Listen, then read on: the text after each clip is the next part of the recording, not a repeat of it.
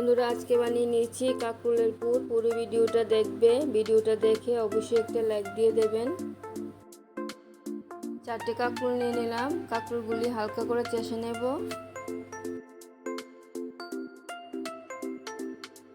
কাঁকরোলগুলি চেষে নিয়েছি, ভালো করে ধুয়ে নিয়েছি, অর্ধেক করে কেটে নেব। কাঁকরোলগুলি অর্ধেক করে কেটে নিয়েছি, আরেকবার ধুয়ে নেব। কাঁকরোলগুলি সিদ্ধ বসিয়ে দেব। সিদ্ধ বসিয়ে দিয়েছি, সামান্য লবণ দিয়ে দিচ্ছি।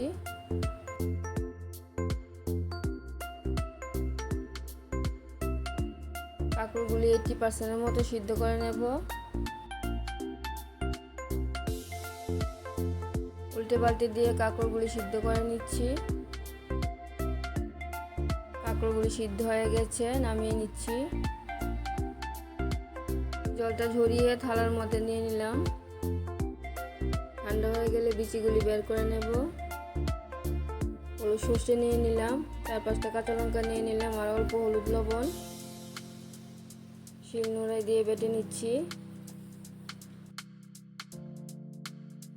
সব কিছু নিয়ে একসাথে বেটে নিচ্ছি। একদম শুকনো শুকনো করে বেটে নিতে হবে। এরকম বেটে নিয়েছি। কিছুটা কচু চিংড়ি নিয়ে নিলাম। কড়াইটার মধ্যে অল্প সরিষার তেল দিয়ে দিচ্ছি। চিংড়ি মাছগুলি অল্প হলুদ আর লবণ দিয়ে ভেজে নেব।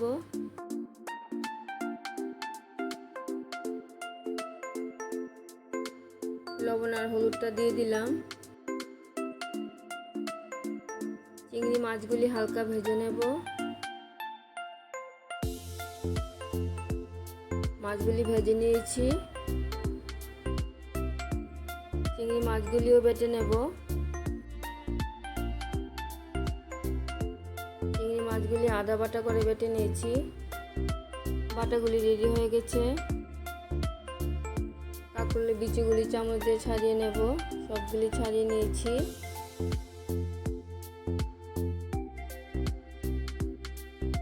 দুটো ছোট সাইজের পেঁয়াজ কুচি করে কেটে নিয়েছি। কাঁকরোলের বীজগুলি পেঁয়াজের থালাটার মধ্যে নিয়ে নিচ্ছি।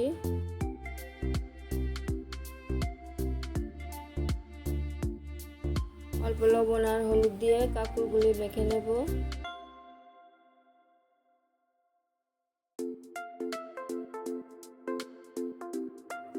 কাঁকরোলগুলি ভালো করে মেখে নিয়েছি। আর কাঁকরোলের বিচিগুলি একটু হাত দিয়ে আলাদা করে নিচ্ছি। তোমরা চাইলে কাঁকরোলের বিচিগুলি বেটে দিতে পারো, আমি এইভাবেই দিই। তাছাড়া এইভাবে দিয়ে দিলে খেতে দারুণ হয়। কাঁকরোলের বিচিগুলি পেঁয়াজ, চিংড়ি বাটাটা আর সর্ষে বাটাটা হলুদ লবণ দিয়ে একসাথে মেখে নিচ্ছি। মাখার সময় লবণটা চেক করে নিতে পারো। সব কিছু ভালো করে মেখে নিয়েছি। এরকমভাবে লম্বা লম্বা করে নিয়ে নিলাম। এইভাবে পুর ভরিয়ে নিচ্ছি। সবগুলি পুর ভরে নিলাম। কড়াইয়ের মধ্যে সরিষার তেলটা দিয়ে দিচ্ছি। তেলটা ভালো করে গরম করে গ্যাসের আঁচটা কমিয়ে দেব। পুরগুলি এরকমভাবে উল্টে দিয়ে দিচ্ছি। খুব হালকা হাতে দিয়ে দিলাম। পুরগুলি উল্টে দিয়েছি, তোমাদেরকে দেখাতে পারলাম না। গ্যাসের আঁচটা একদম কমিয়ে দিয়ে পুরগুলি ভেজে নিচ্ছি। পুরটা একদম আঠো আঠো করে মেখে নিলে এরকমভাবে পুর বানিয়ে নিতে পারো। আলাদা করে ময়দা বা আটার কোটিং দিতে হয় না। আমি এইভাবেই পুর বানিয়ে নেই। তাছাড়া কোটিং ছাড়া পুরগুলি ভেজে নিলে ভেতরে পুরটা ভালো করে হয়ে যায়, খেতেও দারুণ লাগে।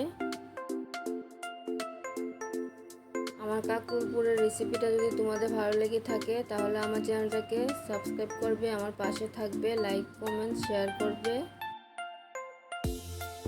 সামান্য পুর ভাজার তেল ছিল, পুরগুলির মধ্যে দিয়ে দিচ্ছি। কাঁকরোলের পুর একদম কমপ্লিট হয়ে গেছে। এরকম বানিয়ে নিয়েছি, তোমরা বানিয়ে নেবে। আবার দেখা হচ্ছে পরের ভিডিওতে।